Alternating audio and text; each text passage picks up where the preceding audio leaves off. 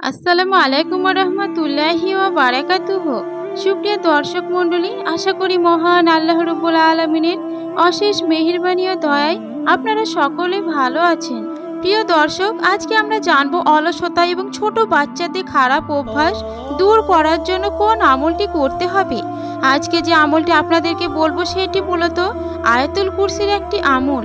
আয়াতুল কুরসির এই আমলটি পাঠ করার ফায়দা কি, এর দ্বারা আপনি কিভাবে উপকৃত হবেন, প্রথমে চলুন সেই বিষয়ে জেনে নেওয়া যাক। প্রিয় দর্শক, যদি আপনার স্বামী বা স্ত্রী অনেক অলস হয়ে থাকে, কেমন অলস? এই ধরুন আপনি আপনার স্বামীকে কোনো একটি কাজ করার জন্য ডাকছেন, অথচ তিনি শুয়ে আছেন এবং অলসতা করে উঠছেন না। অথবা আপনি আপনার স্ত্রীকে কোনো একটি কাজের জন্য ডাকছেন, কিন্তু আপনার স্ত্রী শুয়েই আছে, আপনার সেই কাজের জন্য তিনি উঠছেন না, বারবার ডাকার পরেও তিনি শুয়েই আছেন। তাহলে এমন অলসতাকে দূর করার জন্য আপনি আয়াতুল কুরসির এই আমলটি করতে পারেন। প্রিয় দর্শক, যদি আপনার সন্তানের বদ অভ্যাস হয়ে থাকে, অর্থাৎ যদি কোনো বড় ব্যক্তি তাকে কোনো কথা বলে, তাহলে সে যদি সেই কথা না শোনে অথবা বড়দের সাথে খারাপ ব্যবহার করে, খারাপ আচরণ করে, তাহলে আপনার সন্তানের মধ্যে থেকে এই বদ অভ্যাসগুলো দূর করার জন্য আজকের এই আমলটি আপনি করতে পারেন। এইরকম আরো খারাপ অভ্যাস আছে, অনেক অলসতা আছে, যে অলসতার কারণে মানুষের মধ্যে ঝগড়া বিবাদ হয়ে থাকে।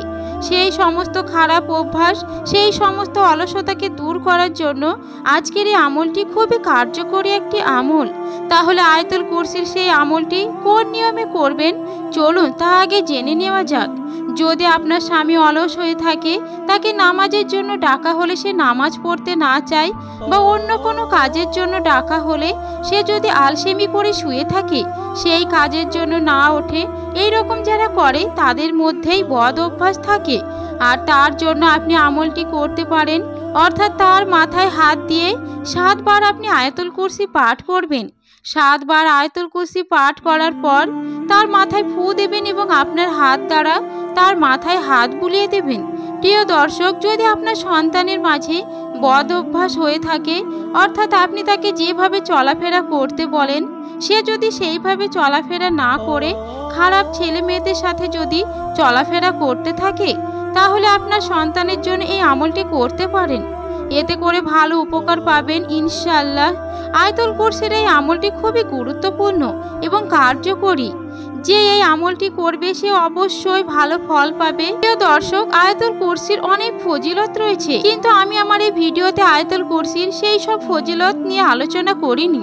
কোনো ব্যক্তি যতই অলস হোক না কেন, তার জন্য যদি আপনি এই আমলটি করেন, ইনশাআল্লাহ আপনি অবশ্যই ভালো ফল পাবেন। শুধু সেই ব্যক্তির মাথায় হাত দিয়ে আপনি 7 বার আয়াতুল কুরসি পাঠ করবেন। পাঠ করার পর আপনার হাত তার মাথায় বুলিয়ে দেবেন এবং মাথায় একটি ফুঁ দিয়ে দেবেন, তাহলে হয়ে যাবে ইনশাআল্লাহ।